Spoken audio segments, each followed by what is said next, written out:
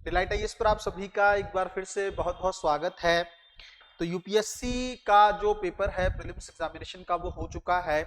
उससे पहले शायद मैंने एक वीडियो बनाया था जिसमें यूपीएससी की 2024 की आंसर की को लेकर हम लोगों ने डिस्कशन किया था, और मैंने उस वीडियो के अंदर एक हिंट भी दिया था कि आप लोग पहले पेपर दे लो, फिर उसके बारे में हम लोग फिर से इस टॉपिक को लेकर थोड़ा डिस्कस करेंगे। यूपीएससी कई चीजें ऐसी कर रहा है पिछले 3-4 सालों से। अगर हम लोग देखें तो यूपीएससी के जो एस्पिरेंट हैं, खास करके तैयारी करने वाले जो बच्चे हैं, उनके मन में एक रोष जो है यूपीएससी को लेकर पैदा हो रहा है ना। हालांकि मैं बात करूंगा 2025 में कुछ सुधार हुआ है, कुछ चेंजेस हुए हैं, उसके बारे में भी हम लोग बात करेंगे। और क्या किस तरीके से यूपीएससी का जो ये प्रोटेस्ट है, खास करके यूपीएससी के जो एस्पिरेंट हैं उनके मन के अंदर जो एक ज्वाला धीरे धीरे जलने लगी, उसका परिणाम किस तो और जा सकता है। मैंने बहुत सारे बच्चों से पर्सनली बात की है और वो थोड़ा सा जिसको कहते हैं कि धीरे धीरे ये आग जो है अब ज्यादा सुलगने लगी है।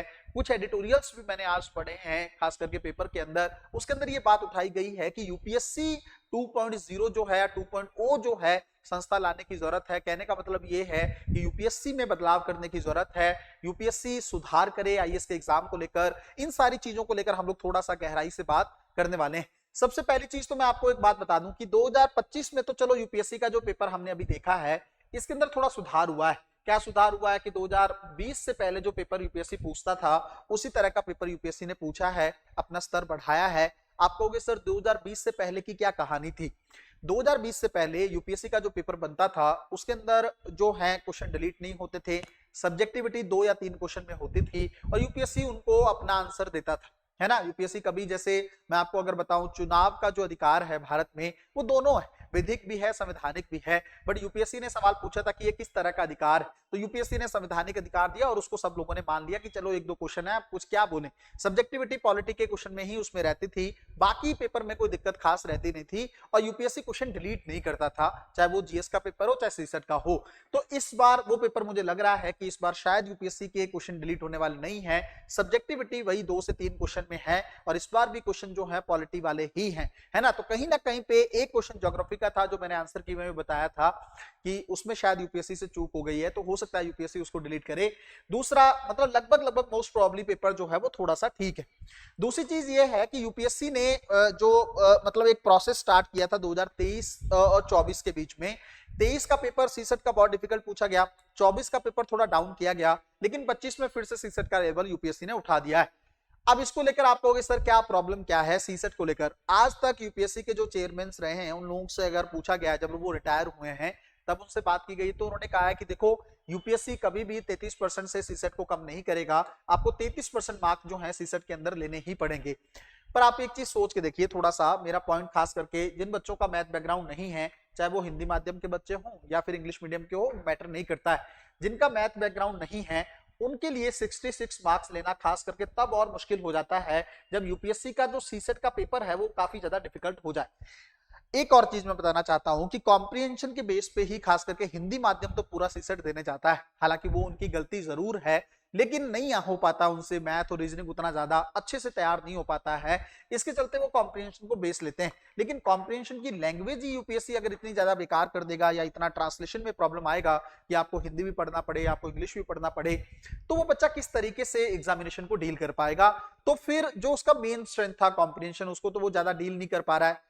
अटेम्प्ट तो कर रहा है सवाल, लेकिन श्योर नहीं है उसको लेकर, और मैथ और रीजनिंग को वो अच्छे से कर नहीं पा रहा है। इसके चलते हिंदी माध्यम लगातार प्रीलिम्स एग्जामिनेशन से बाहर होता हुआ प्रतीत हो रहा है ना। एक और चीज जो मैंने आपको बताई थी कि यूपीएससी क्वेश्चन डिलीट करने वाली प्रकृति जो यूपीएससी की हो रही है ना, 2020 के बाद से जो चीजें हमने देखी। भाई आप एक संवैधानिक संस्था हो जिसका जिक्र संविधान में है, आपका सारा खर्च जितना भी यूपीएससी का खर्च होगा, चाहे वो सैलरीज को लेकर हो, प्रशासनिक खर्चों को लेकर हो, ये सब कुछ संविधान पर भारित, कंसोलिडेटेड जो फंड है हमारा संचित निधि उस पर भारित। इसका मतलब आपको सिर्फ लिस्ट देनी है, खर्चा देना है, सरकार आपको पैसा दे देगी, आपको किसी तरह की कोई दिक्कत आएगी नहीं। इतना सब कुछ मिलने के बाद आपसे 100 क्वेश्चन जो है वो तैयार नहीं हो पाए। और एक बात मैं आपको और बता दूं कि मुझे ऐसा लगता है कि शायद सीसेट का जो पेपर यूपीएससी ने बनाया है ये ऑपरेशन सिंदूर के बाद बनाया है। मुझे लगता है यूपीएससी खुद द्वंद में था, एकदम से पेपर को तैयार किया गया है, जिसके चलते जो ट्रांसलेशन वाली एरर मुझे देखने को मिली है वो शायद उसका परिणाम हो सकता है ना। तो ऐसी कंडीशन में आप क्वेश्चन को डिलीट कर दे रहे हो, आपसे 100 क्वेश्चन नहीं बन पा रहा है, ये तो बड़ी दिक्कत वाली चीज। उसके बाद एक बड़ा इश्यू जो मुझे लगता है कि आप सोच के देखिए कि आप आंसर कीज को पेपर से 3 से 4 दिन पहले जारी कर रहे हैं, ये तो बहुत गलत बात है। अगर किसी बच्चे को लगता है कि भाई देखो चलो मार्क्स आ गए, मार्क्स से तो पता ही नहीं चल रहा ना किस सब्जेक्ट में कौन से क्वेश्चन गलत हुए। जब तक उसको आंसर की आप दोगे और वो अगले पेपर में 2025 में इन्वॉल्व हो चुका है, तो अब कहां लोग उधर ध्यान जा पा रहा है, 2024 के पेपर की तरफ ध्यान जा रहा है नहीं। अभी डिबेट किस चीज को लेकर चल रही है, 2025 के पेपर को लेकर, कट ऑफ क्या जाएगी, कहां पे चीजें रुकेंगी, कब रिजल्ट आएगा, ये सारी चीजों को लेकर चल रहा है। 2024 को तो सब भूल चुके हैं, जबकि यूपीएससी ने वहां पे खेल किया है ना। इतने सारे क्वेश्चन दोनों पेपर में डिलीट किए, फिर कुछ क्वेश्चन में सब्जेक्टिविटी थी, उनके आंसर यूपीएससी ने गलत दिए हैं। पिछले साल अगर आप देखोगे कई सारे क्वेश्चन में डाउट। तो ये जो चीजें हैं, अगर किसी बच्चे का अंतिम प्रयास होता है, लास्ट अटेम्प्ट होता है, और यूपीएससी की गलती के चलते उसका जो है अटेम्प्ट खराब हो जाता है, तो उसके लिए जिम्मेदार कौन? आप लोग अगर सिंसियर एस्पिरेंट हो तो आप लोग बहुत अच्छे से जानते हो कि जिन बच्चों का, कई ऐसे एस्पिरेंट आज तक रहे हैं जिनका एक एक नंबर से प्रीलिम्स एग्जामिनेशन निकला है ना, तो फाइनली उन्होंने टॉप किया यूपीएससी को, है ना। बहुत सारे ऐसे एग्जाम्पल हैं। तो फिर काश अगर उसका एग्जाम निकल गया होता तो वो शायद हो सकता है उसका जीवन जो है, उसका करियर जो है वो कुछ अलग होता। अब वो शायद फेलियर के साथ जिएगा, तब वो हो सकता है टॉपर के नाते जीता। तो कहीं ना कहीं पे उसके दर्द को समझ के देखिएगा, ये यूपीएससी के पॉइंट ऑफ व्यू से बहुत गलत चीज है। आप लोग रिजल्ट तक चीजों को देख लीजिए, यूपीएससी किस तरीके से चलता है। अगर आपको लगता है कि नहीं इस चीज को लेकर हमें यूपीएससी को लेकर अपना पॉइंट रखना चाहिए, तो आप डिलाइट आईएएस को एक मंच के तौर पर यूज कर सकते हैं। आप लोग मुझसे बात कर सकते हैं, मैंने सोचा भी है पर्सनली, मैं आज तक आपको पता है किसी पॉलिटिकल मैटर में इन्वॉल्व नहीं होता हूं, ना ही यूपीएससी को लेकर मैंने बहुत बड़े स्तर पर कभी कोई आलोचना की। जो जेन्युइन चीजें हैं वो मैं हमेशा से बोलता रहा हूं, बट इस बार तो यूपीएससी ने मुझे भी हर्ट किया है। तो मैं चाहता हूं कि हम लोग ईमेल के माध्यम से यूपीएससी से थोड़ा टच करें, है ना, उनको अपनी बातों को रखें और धीरे धीरे इस बात को थोड़ा स्ट्रांगली रखा जाए, ताकि हिंदी माध्यम के बच्चों के साथ भी चीजें बेटर हों, सीसेट में जिनका लेवल वीक है उनके साथ चीजें बेटर हों। यूपीएससी थोड़ा हिडन चीजों को छोड़े, कम से कम आंसर राइटिंग, आंसर कीज को लेकर यूपीएससी थोड़ा सा पहले चीजें दे, ये बहुत गलत बात है। या कम से कम इस चीज की जवाब अकाउंटेबिलिटी यूपीएससी की तय होनी चाहिए कि 100 का 100 क्वेश्चन एकदम सही बनाओगे आप, गलती उसके अंदर नहीं होगी, सब्जेक्टिविटी उनके अंदर नहीं होगी, ट्रांसलेशन को लेकर प्रॉब्लम नहीं होगा। ये सारी चीजें यूपीएससी को बहुत ही ज्यादा ध्यान रखने की जरूरत है, क्योंकि यूपीएससी एक ऐसे निकाय है, ऐसा संस्थान है जिसके ऊपर बहुत सारे लोगों का करियर डिपेंड करता है ना। यूपीएससी कोई एक एग्जाम तो नहीं करवाता है, लेकिन सबसे बड़ा एग्जाम तो आईएएस का करवाते हैं वो, और इन लोगों को ब्यूरोक्रेट्स बनाना है, नौकरशाह देना है। तो ऐसी कंडीशन में किसी बच्चे का सपना पूरी तरीके से बर्बाद हो जाए, इसलिए यूपीएससी को अपने अंदर सवाल जो है सुधार करने चाहिए।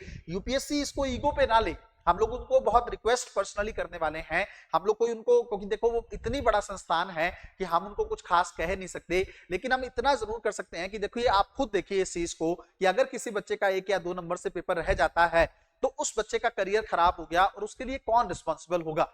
आप इतनी बड़ी संस्था रहे हो, आपकी एक गरिमा रही है, तो उस गरिमा के नाते आप कम से कम इन चीजों पे ध्यान दीजिए, थोड़ा सुधार करिए, चाहे उसके लिए आपको कमेटी बनानी पड़े। अगर यूपीएससी हमें रिप्लाई नहीं करता है या हमारी चीजों को सीरियस नहीं लेता है, तो हो सकता है हम इस चीज को पीएमओ ऑफिस तक भी कर सकते हैं, हम उनको भी मेल डालकर चीजें कर सकते हैं। वो आप पे डिपेंड करता है, पहले हम लोग डीओपीटी जो हमारी मिनिस्ट्री है उसके माध्यम से हम लोग उनको मेल कर सकते हैं। तो ऐसे बहुत सारे हमारे पास विकल्प हो सकते हैं जिसको लेकर हम चीजें कर सकते हैं। अगर आप लोग चाहते हैं कि मुझसे जुड़ना आप लोगों को है या इस मंच का इस्तेमाल करके हम चीजों को उठा सकते हैं, तो आप डिलाइट आईएएस के टेलीग्राम चैनल को ज्वाइन कर लीजिए, है ना।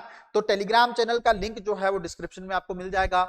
वहां से आपको पता है कि एक डिस्कशन का जो है कॉलम होता है, आप ग्रुप में आएंगे, उसके अंदर आप क्लिक करेंगे किसी भी वीडियो पे या किसी भी चीज पे, तो उसमें डिस्कशन वाला जो है एक लिंक खुल जाएगा या एक फोल्डर खुल जाएगा, अलग से वो बैच का होता है, उसका लिंक भी मैं अलग से शेयर कर दूंगा ग्रुप में।